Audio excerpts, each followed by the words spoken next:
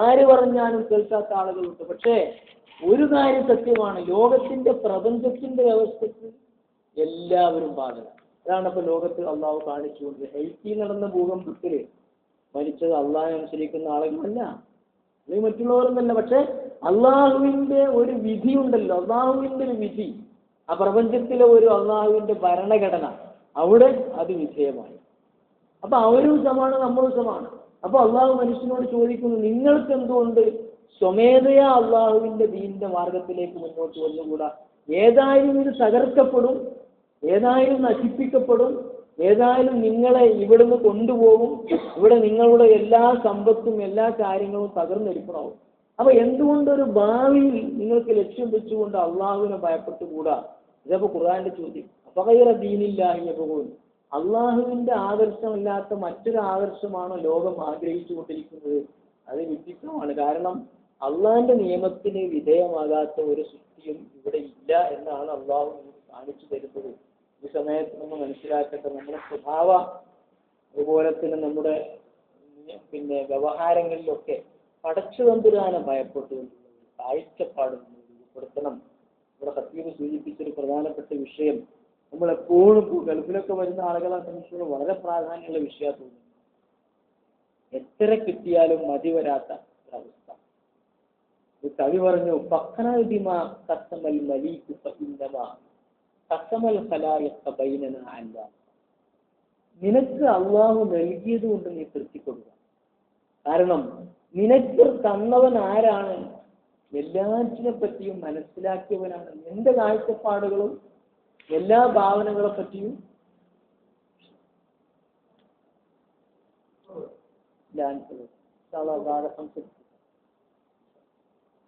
എല്ലാ കാഴ്ചപ്പാടുകളെ പറ്റിയും എല്ലാത്തിനെ പറ്റിയും മനസ്സിലാക്കിയവനാണ് നിന്റെ റബ്ബ്. അപ്പൊ ആ റബ്ബ് നിനക്ക് എന്താണോ തന്നത് അത് അവിടെ വെച്ച് തൃപ്തിപ്പെടുക. ഈ പരീക്ഷണങ്ങളൊക്കെ വരുമ്പോൾ ചില ആളുകൾ ഭയങ്കര നിലവിളി, അതുപോലെ തന്നെ ഇതുകൊണ്ടൊരു കാര്യമില്ല. അള്ളാഹു എന്താണോ മനുഷ്യന് വിധിച്ചത് അതേ ഉണ്ടാവുള്ളൂ. അപ്പൊ നമുക്കൊരു ജോലി, ആ ജോലിയിൽ നിന്ന് കൂടുതൽ ഒരു വലിയ ജോലി നമ്മൾ ആഗ്രഹിച്ചുകൊണ്ട് കിട്ടണമെന്നില്ല. അള്ളാഹു വിധിച്ചതാണോ അത് കിട്ടും. അതാണ് നബി സല്ലല്ലാഹു അലൈഹി വസല്ലം ഹദീസിൽ പറഞ്ഞത്, ഉന്നൂറു ഇലാമൻഹു അസ്ഫലമിൻ. നിങ്ങളൊരു വലിയൊരു വീടുണ്ടെന്ന് കരുതി നോക്ക്, ആ വീടിന്റെ ഏറ്റവും പാവപ്പെട്ടവന്റെ അടുത്തുള്ളൊരു വീടാണെങ്കിൽ അവിടേക്കുള്ള ജനലെ നമ്മൾ തുറന്നിടാവുള്ളൂ. കാരണം ആ വീട് നമ്മൾ നോക്കുക, എന്നിട്ട് സമാധാനിക്കുക. പക്ഷെ നമ്മളെന്ത് ചെയ്യുന്നു? നമ്മുടെ ജനല് ഏത് ഭാഗത്ത് ഏറ്റവും വലിയ വീട്, ഏറ്റവും നല്ല കാറുള്ള വീട് ഏതാണോ അവിടുത്തെ നമ്മളെ കണ്ടുപോകുള്ളൂ. അങ്ങനെ കണ്ടുപോയാലെന്ത് ചെയ്യും? മനുഷ്യന് ആഗ്രഹങ്ങൾ വരും.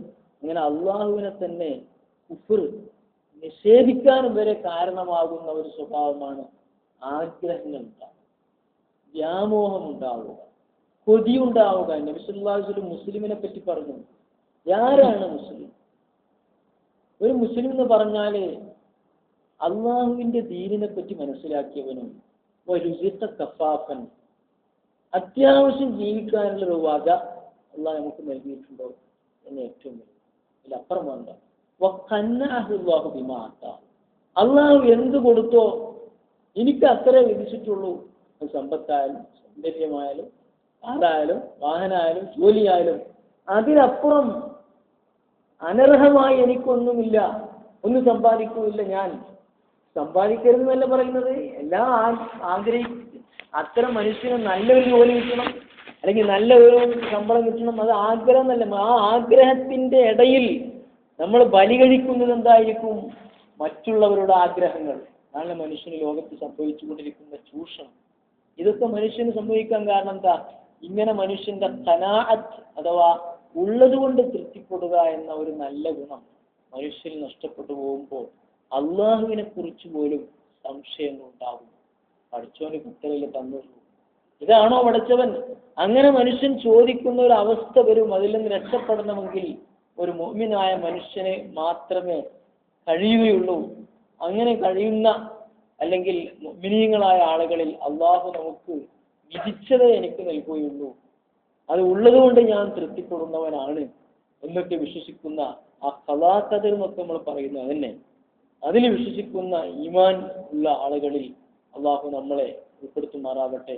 അള്ളാഹു സുബ്ഹാനഹു വ തആല ഭയങ്കരമായ പരീക്ഷണങ്ങളിൽ നിന്നും അവന്റെ ശിക്ഷകളിൽ നിന്നും അള്ളാഹു നമ്മളെ കാത്തിരക്ഷിക്കുമാറാവട്ടെ.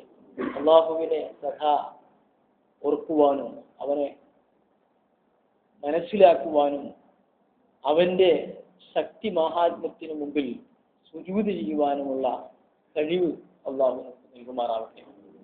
ربنا آتنا في الدنيا حسنة وفي الآخرة حسنة وقنا عذاب النار وآخر دعوانا